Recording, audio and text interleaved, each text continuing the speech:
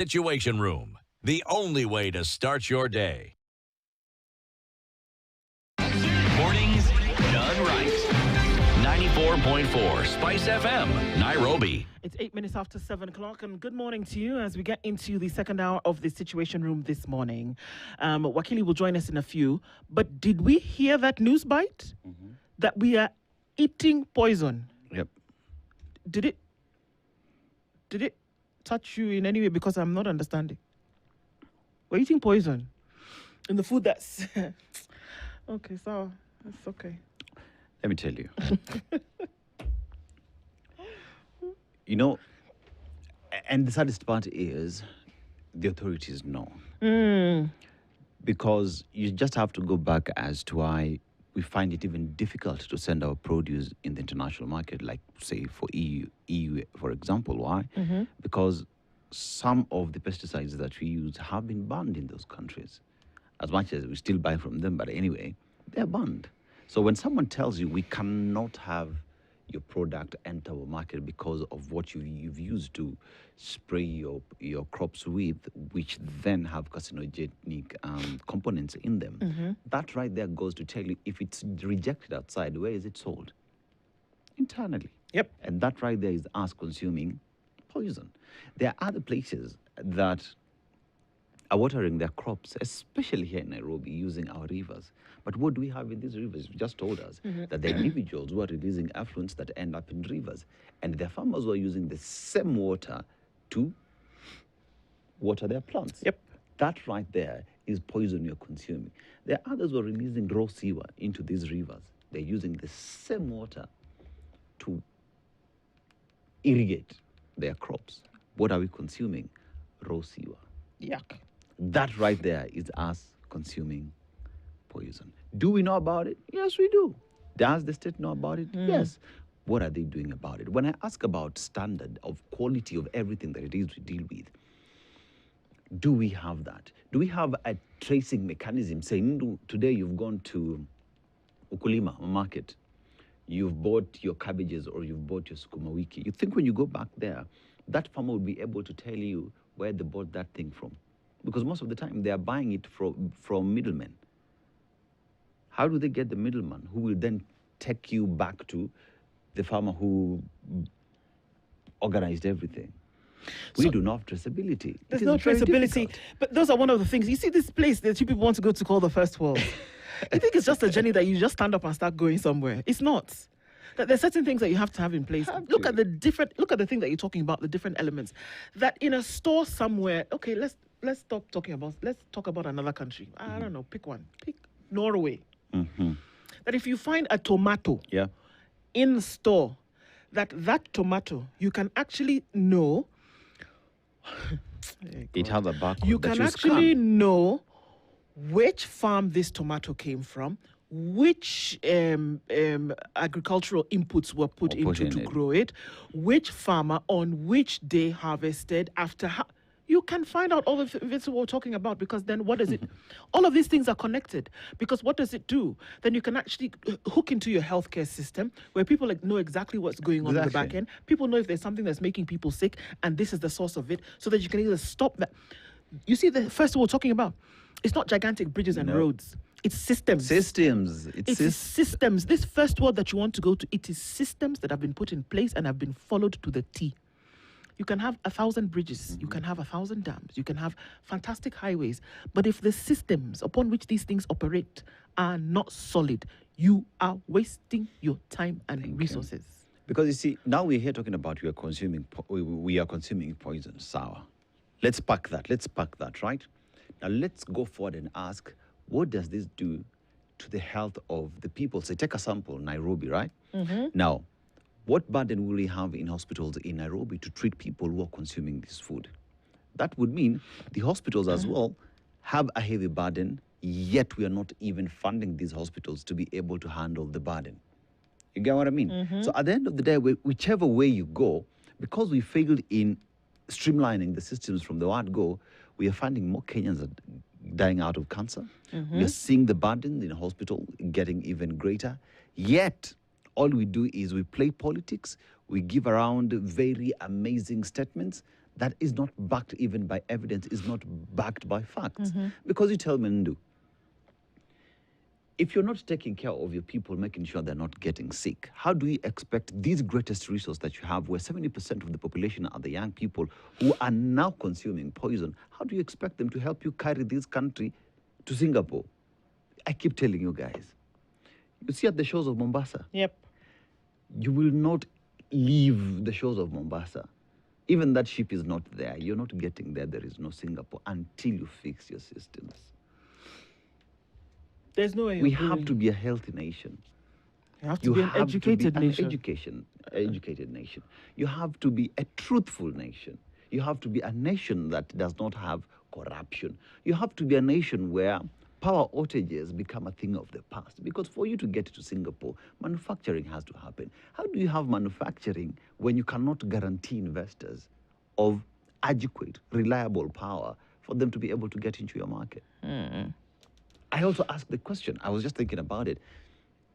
Today, if Kenya Power is asked to come and explain about their distribution, can they give us logs on maintenance of their facilities for us to say we tried to preempt this, but it was beyond our control?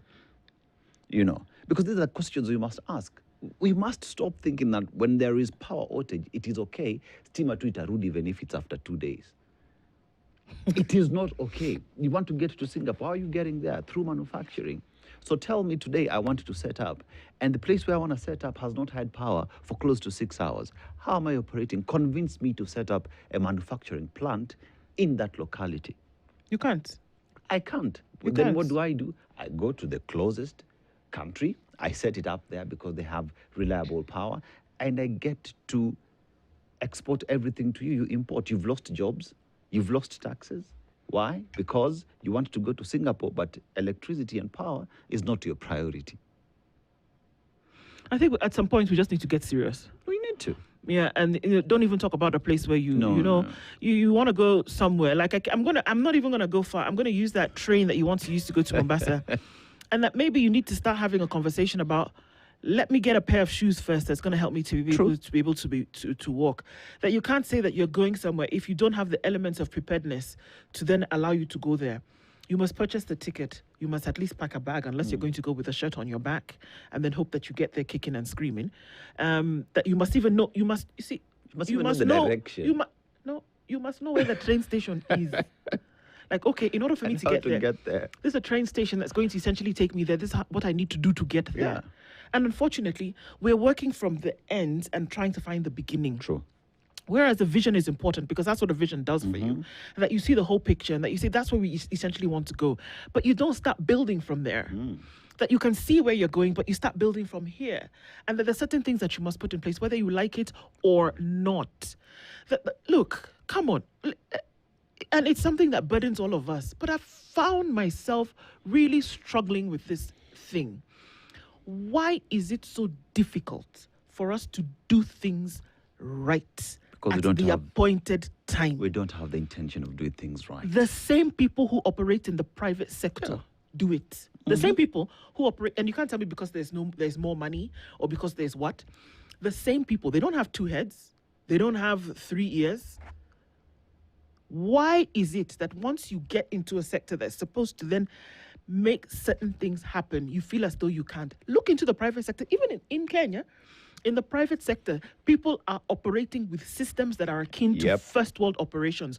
Why does that happen in the private sector, but it doesn't happen in the public sector? Take your pick. In the private sector in Nigeria, in the private sector in Senegal, in the private sector in a lot of these countries, go across board. In very few countries do you see that the public sector is operating in a way in which it's going to take you in a particular direction. That systems operate and systems operate properly. Take a fast food chain that operates today. They know where they're getting their produce from. They know where the farmers are from. They know what food they've put on the table. So that if I post a picture and say, hi guys, and I say, look, there's a worm in my food, and then they take it back and they can say, this is where it came from. It might be a silly example, but it's the traceability that we're talking about. And where does that come from? Systems. If you don't have systems in place, and it's not just about the systems, but that they're operating at an optimal, efficient level, you will not get there.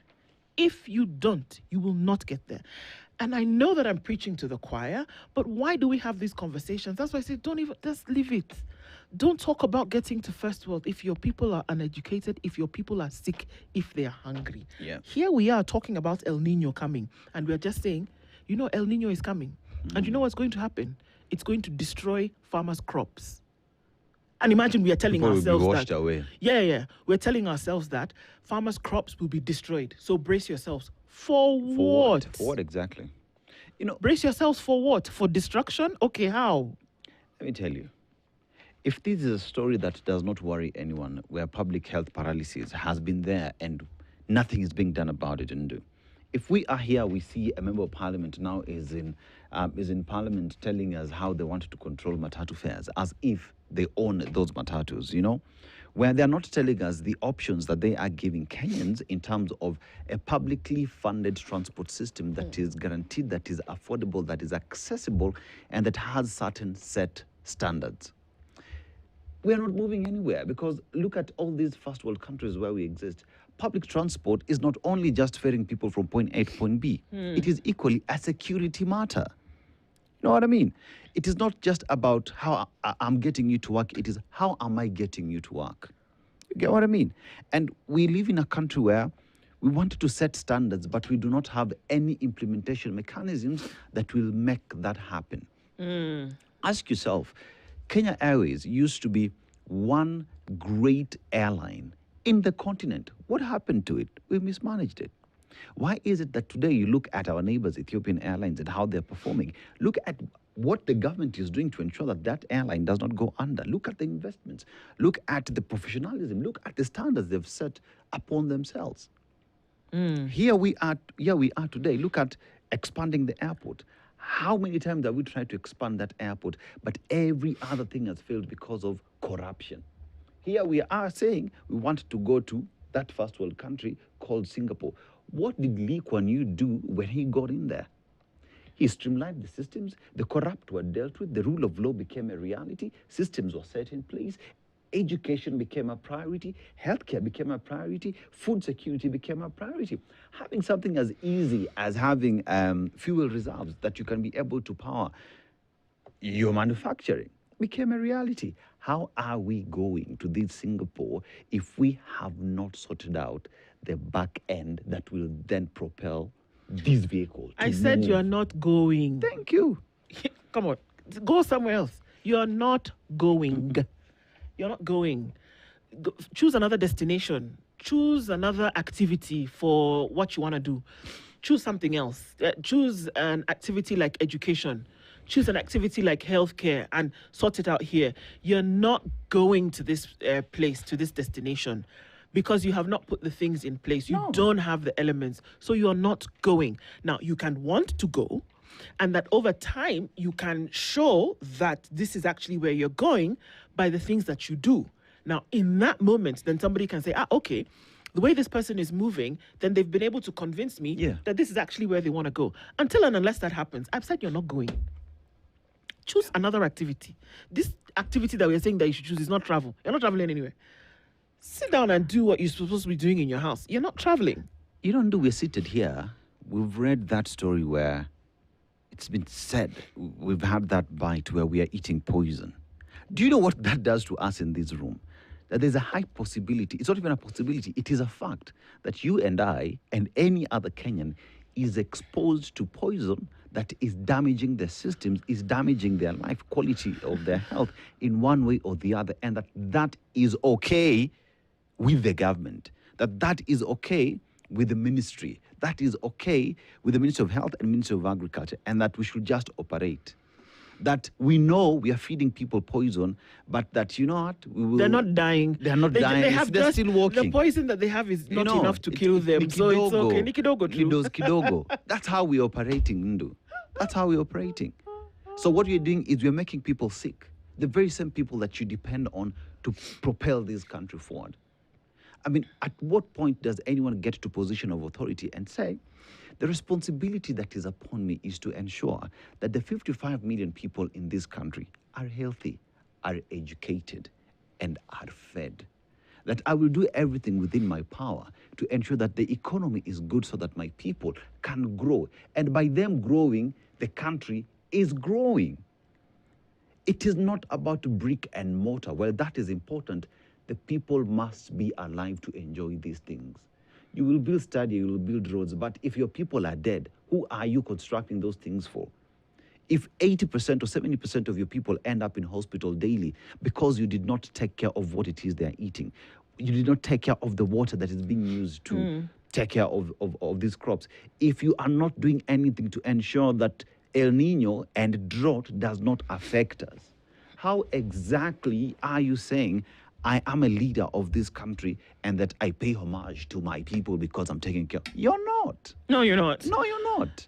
I just remember this particular this story that has brought this about at this hour is about what's going into crop, right? Yeah. And the Ministry of Agriculture has had to fight this. Gladys Boss-Cholet at the time talked about pesticides that were coming into the country that had been banned in some European countries. And she actually raised the bill at the time, a while ago, talking about the fact that people should actually not allow this thing to continue. I wonder if you were to have the conversation with her today about that, they're still making their way here and that elements of poison are actually in the crops that people are consuming, what her thought would be about that.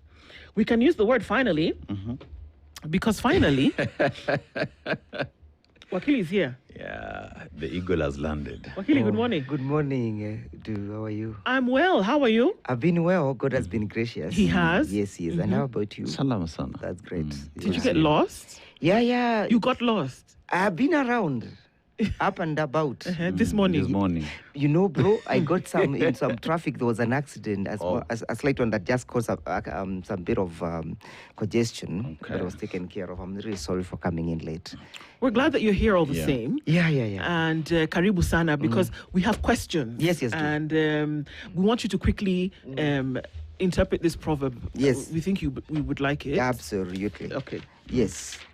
The proverb. Yes. Most snakes crawl on the ground, but some snakes walk upright and speak English. The proverb is from Malawi. How would you interpret it? Well, it is taken that the snake is a very sly person.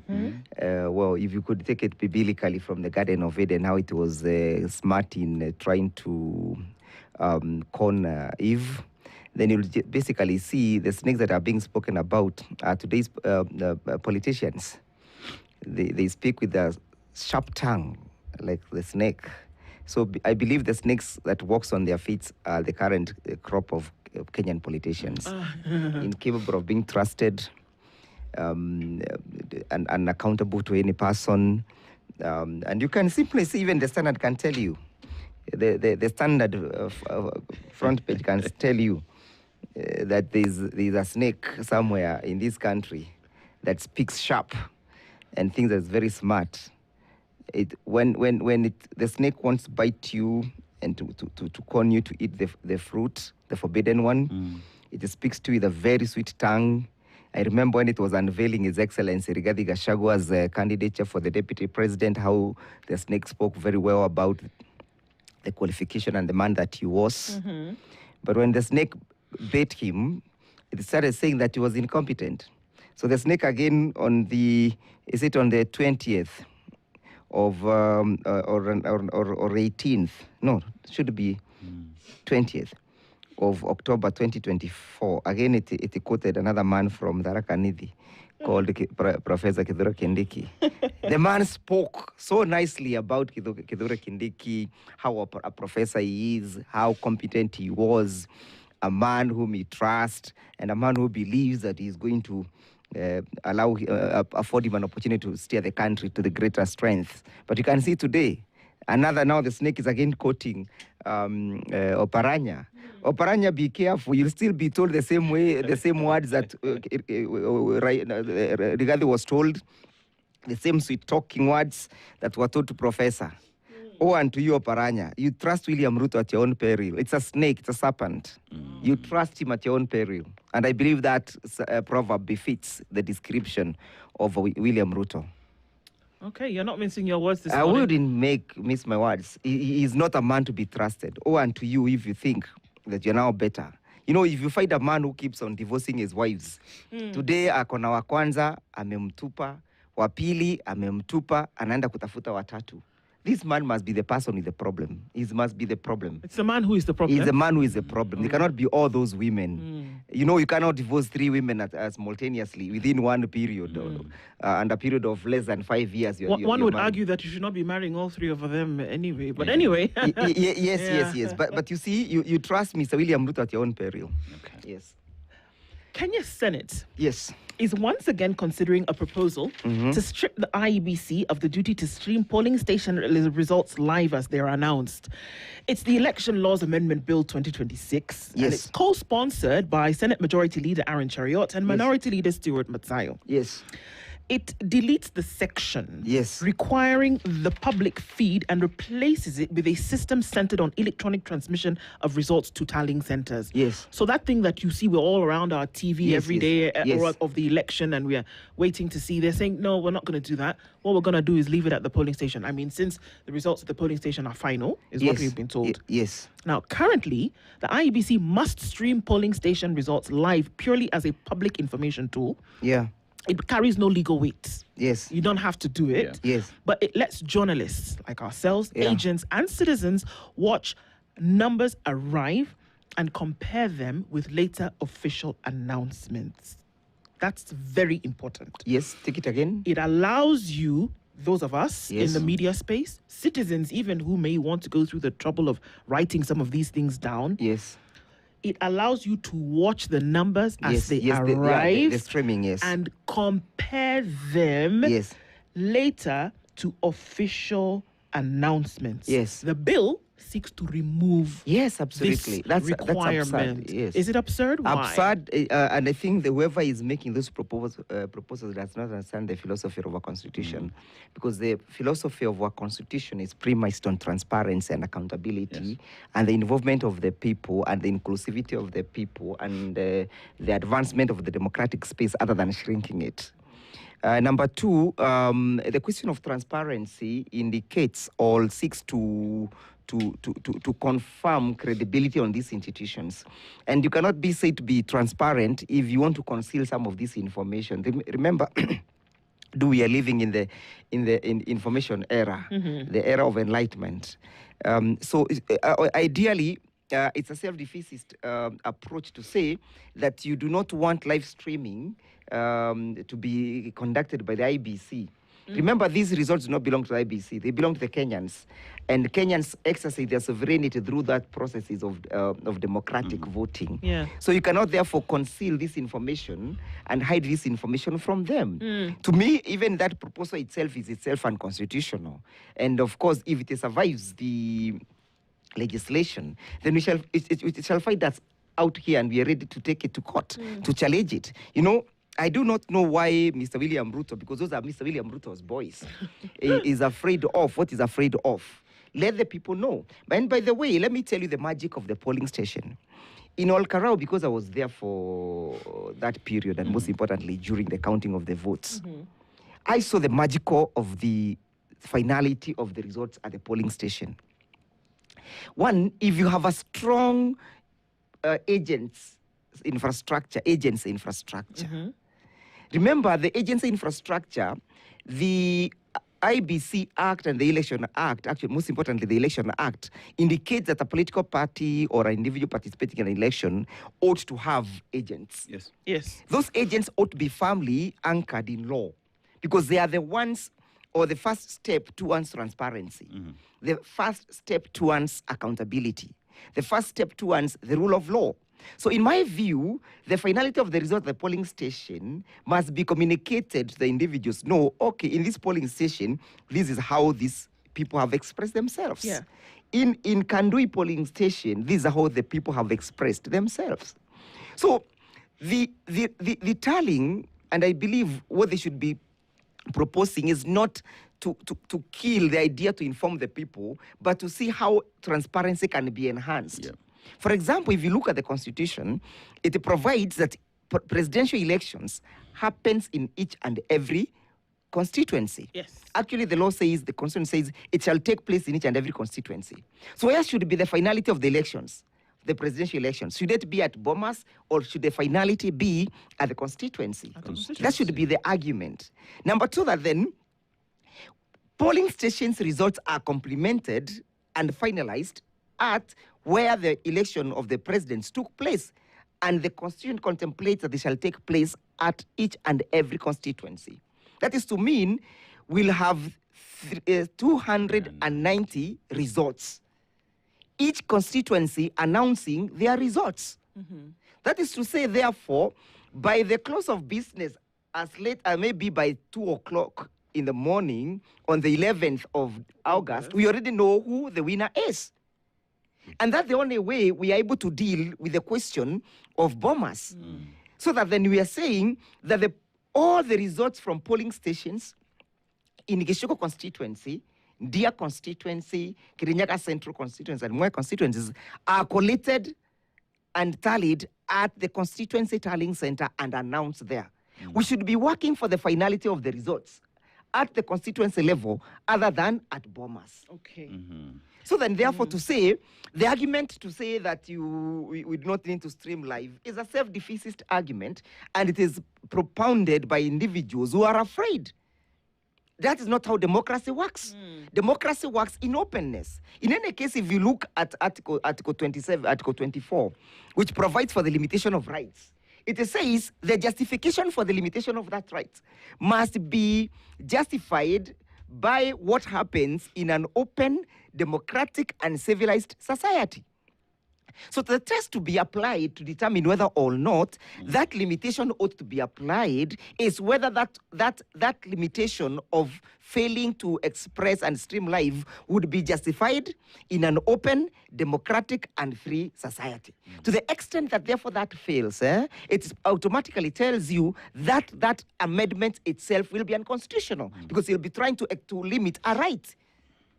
Yeah. The ticker, the ticker that we see on our screens, right? The Yes. rolling text during the election. Yes. It's not people in a back room No. making up their numbers. No. Abby, it's not like KTN here or other media houses sitting in a room somewhere Absolutely. conjuring up numbers. That feed comes from someone. Yes. And that the ability for everybody to then see what those numbers are gives you a sense of information. Absolutely. So of what benefit would it be to remove that? Well, I think the only person, and this is not the first time he's making this goof. He has made many of them in that particular assembly. The only person who can tell us the reason why he believes that right should be limited is Mr. William Ruto. Because it's him who has sent Cheriot to Bunge to make that amendment. You might want to ask yourself, if he's so confident that he's going to win this election, what is he hiding? Why doesn't he want the people to know? But we are making that will not even help. Let me tell you what happened in Olkarau. I was in one of the polling station called Nyakiambi polling station. In Nyakiambi polling station, when the PO started sorting out the votes between Douglas and this other guy called Mushina, they sort as they count. Yeah. They sort as they count. Yes. By the time they were finishing to sort out in our polling station, we knew Douglas had won. Even before the results could be entered into Form 35A. And we were streaming live with our phones. We were capturing her life as she counts. So when we are in this era of enlightenment, era of information, how then do you begin to limit? So that is to say, therefore, the finality of the results at the polling stations ought to be affirmed, strengthened, and facilitated for it to achieve the meaning that it deserves. And the meaning is to keep the people informed and for the people to be able to determine who becomes their next leader at that particular minute level. So by the time they were even feeling Form 35A, people were out in jubilations in all the polling stations, and we ourselves had declared Douglas. DCP, in conjunction with Wiper, had declared, because that's how that campaign was done. We assisted DCP so much on the ground. We were able to declare Douglas the winner even before the results were tallied. And is this not how other jurisdictions do it as well? That the media, in a lot of times, are Yes. the ones who are able to call an election because Yes. the numbers that they receive come in from these Absolutely. independent You must bodies. understand one thing that the IBC must understand. IBC is not Alpha and Omega. They are not the only persons who are supposed to manage these elections. Other facilitating democratic institutions, and I call them complementary institutions, like the media, like the civil society, the agents, they must participate and must play a significant role in the elections, so that then therefore you are able to conceal any elements of rigging. Let me ask you, what is the essence of the media not announcing elections at the polling stations, yet the elections at that particular polling station are final? Yeah. Why should I not declare the elections? And why should Wiper Patriotic Front or DCP or DAPK or PALP not tally their elections at the polling stations, yet there is finality? Why should I wait for bombers? The law says the polling station is final. And that's the magic of the finality of the results at the polling station. And Wakili, with all this, because if you just read the law, it's there plain and clear. Yes. That elections end up at the polling station. Yes, and yes. Constituency, you get the results of the Yes, president. yes. And with that, then one would argue, with a proper planning where, say, you have 290 agents, Yes. or you decide to even double that to go deeper into Yes, all yes, the polling yes, stations yes. to count, that a party is able to collate all this by the end of counting as you move. Yes. And you're able to call an election. Absolutely. That even the media, with proper deployment of say, Yes. 290 journalists and Yes. sharing this data, Yes. is able to look at the provisional results and be able to call Yes, it. absolutely. But we are looking at this function being removed from IEBC. Yes. But the media as well are the greatest streamers because we do that Yes. 24/7 Yes. a day. You Yes. know. So Yes. could that then also remove the media from streaming if IEBC cannot stream? I believe IBC must understand that the media is such an integral infrastructure in our democratic process. You cannot discount the role of the media in the democratic processes. The media must start preparing itself to call the elections at the polling station. There is nothing that stops the media from collecting election results in all the polling, is it 45,000 polling stations? Yes. And calling for them. You have not declared the winner. You have informed the people that His Excellency Kalonzo Musyoka has garnered 13 million votes against Mr. William Ruto, 3 million votes. That is all what you are telling the people. You are informing the people. And you must understand that the media does not exist by the whims, wishes, or aspiration of the people. The media exists as a result of a constitutional codification. And if you exist as a result of constitutional codification, then you cannot be wished away. So when we win this election against William Ruto on the 10th of August 2027, when the media will be justified to declare Kalonzo Musyoka as the president-elect, you'll wait for the Chebukati Commission to give the certificate. It's Ethicon. Or sorry, Yeah. I don't see the difference Oh. anyway. Yeah. Okay, we'll breathe for a minute there. So, what happens? Because people are, we can say it all the time. We've had this conversation so many times. Yes. In terms of the minor Kiai ruling was Yeah, absolutely. fundamental. Yes. In what happened as per how election results will then Yes, be yes. Announced, not Yes. declared. Yes. But that this counting that takes place by virtue of that activity, Absolutely. you kind of already know what's happening Yes. at the polling station. Yes, yes. Right? The constituency polling the center then now has all of those results. Yes, from the all polling the stations. different polling stations. Yes. So at the polling center, you have all those results Yes, already. yes. So from that polling, and at the polling station, it's final. It's put together, it's collated, Yes. and you say, this is the result. Yes. So we come back to that. So we still don't understand, okay, so when I cast my vote, what happens here? I cast my vote at the polling station. Yes. And there's not more than 600 of you in that station. Yes. Right? If we started now, you and I, we could count to 600. Yeah. And we could see the thing, give or take by 8 o'clock. It's even a lot. We could count 600 people in 10 minutes. We can do that. Yeah. So then we would be able to know Dennis Aseto in Spice Studio polling station Yes. is the winner. Absolutely. We know that in this station is the winner. Yes. So all of that is then taken Yeah. to the constituency polling center. Yeah, tallying center. Tallying center, I Yes. beg your pardon. All of that goes there. Absolutely. So from those centers, the 290 of them, yes. give or take, you kind of already know at some point who the winners are. And by the way, at the constituency tallying center, the returning officer is not declaring an election. No, they're just saying this is what the election has already been declared at the polling station. Yeah. He's just coming to inform the people that in all these polling stations, these are the results. Exactly. Because the results have already been declared. Okay. So if the finality of the elections is at the polling station, what bars spies Standard Media from collecting all these polling elections and declaring? There's absolutely nothing. So if there's nothing that bars it, because then you have to look at both sides here. Yes. Whatever the other side is.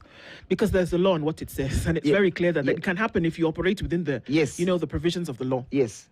So the other side would be that one that still insists that we've done all this work, people have stayed awake all night, people have counted, to within an inch of their lives, but then you still want to, for some reason, go to another location and continue to tally. Yeah. What happens between now, the CTC, and this NTC? What happens in between there that we have already seen this transmission? Yeah. So could there be, because nature abhors a vacuum. If you don't tell us the reason why, then we're going to speculate. Absolutely. What happens between and there? create anxiety. Yes.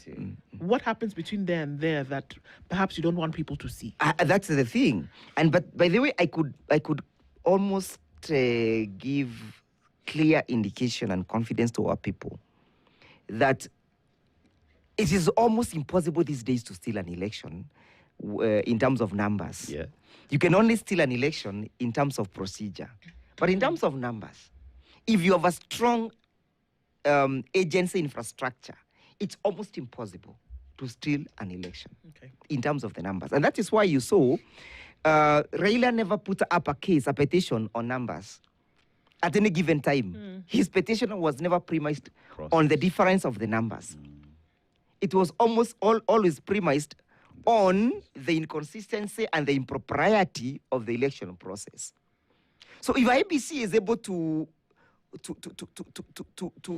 create a constitutional consortium with other players like the media, it's out informing the people. It will be impossible to steal this election. And that is why we are saying this election is an election that will make a significant statement to Kenya and to Africa. Okay. And but on one thing, Dennis, the only thing that I fault IBC for is that IBC understands that they came into office with a very low credibility and trust deficit. But they have not done efforts to build that credibility and to win the people's confidence. So these things they are doing underhands, under the table, are the ones that are making people become suspicious. For example, before that proposal is done for the amendments, there ought to be the stakeholders conference and stakeholders engagements. They cannot leave this engagement, the media, out of these engagements. And they cannot. It is not simply enough to say that we have engaged the media owners. It is important to engage the people so that the people then are able to understand what is the philosophy behind these amendments. So that then you not be accused of continuing to conceal. For example, they have not even involved the political parties in these particular proposed amendments. IBC has never conducted any public forum to involve the people. The latest one they did was when they were launching the strategic plan. And that is not an engagement. You're coming to tell us this is what we have decided to do. And by the way, even when they were formulating a strategic plan, they never involved the major stakeholders. And you cannot ignore political parties in the democratic process. And Wiper and DP, DAPK, and the PLP and Jubilee, they actually wrote to Ethicon, telling him, you have left out a major significant stakeholders. But they are very cozy to allow and to engage with UDA, as if UDA is the only political party in this country.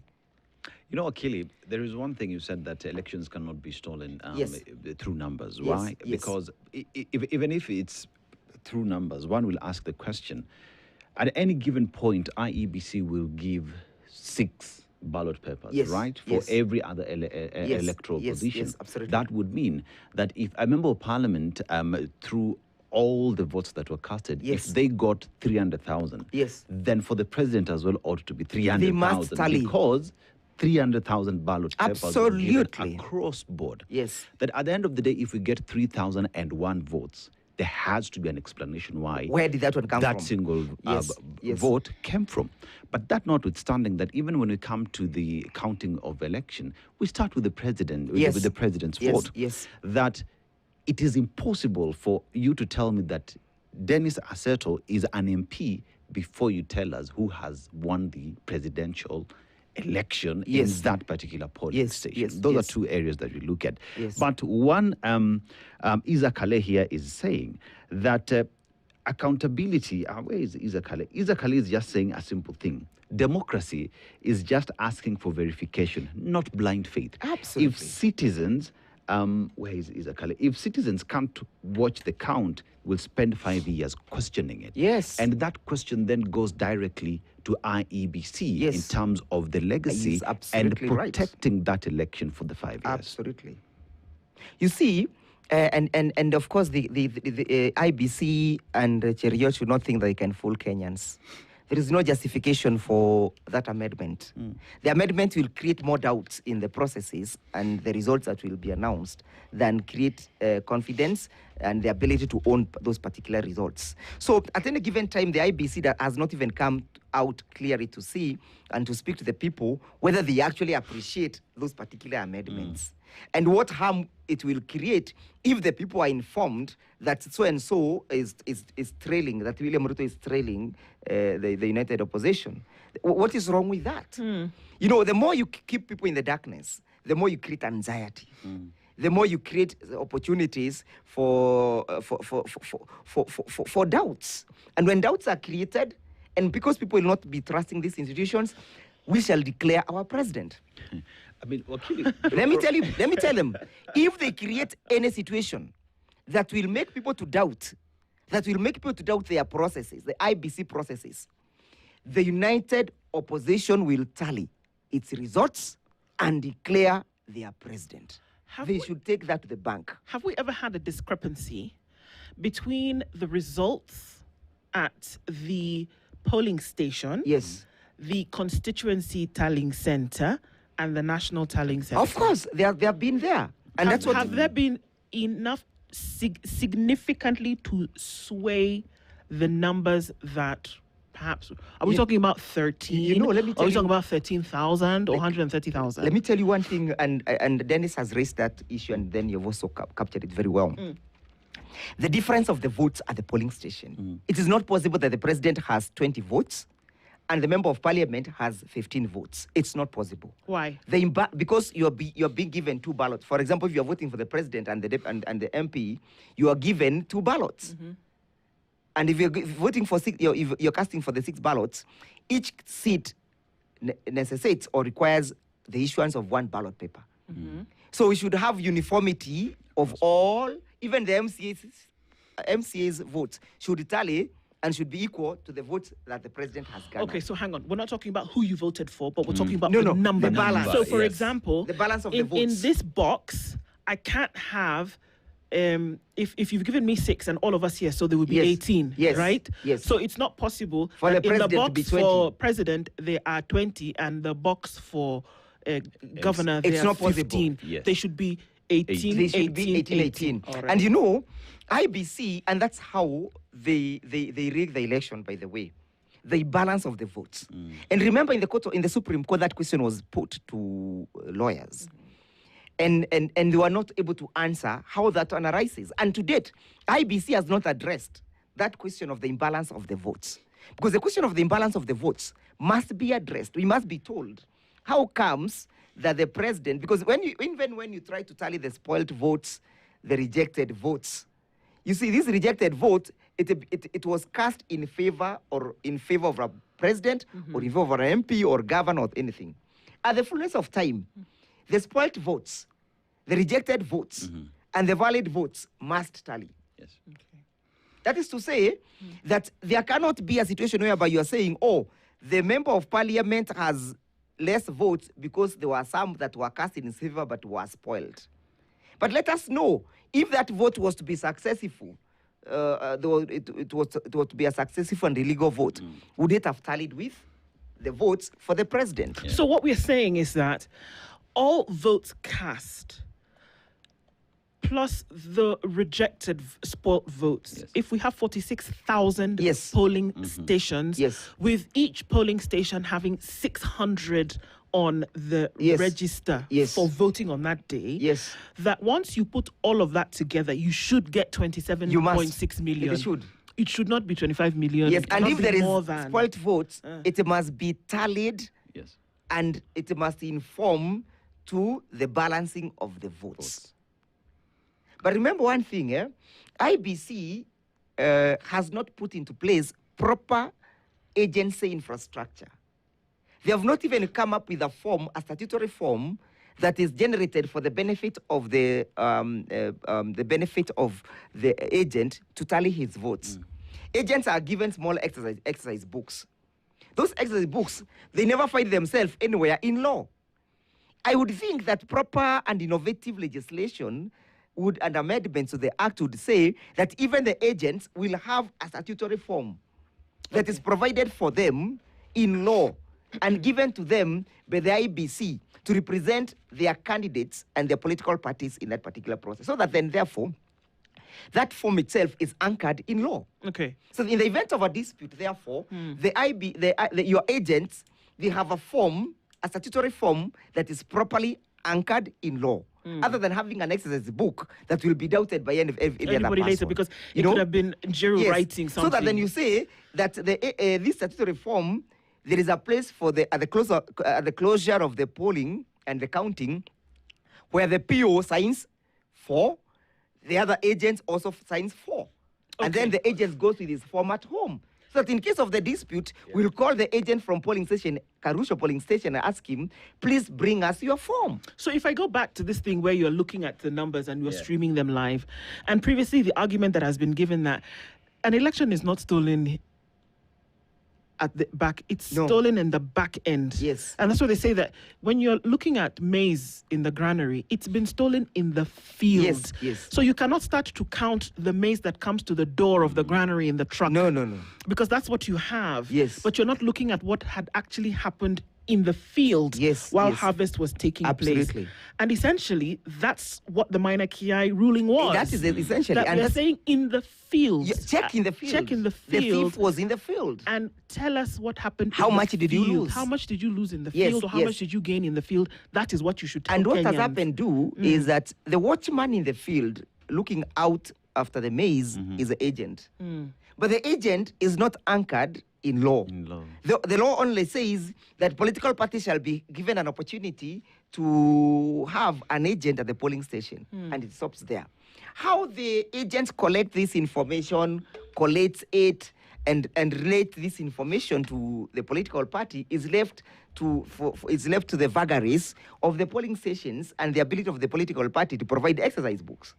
So if IBC wants a transparent election, we are proposing that the agents ought to be properly anchored in law.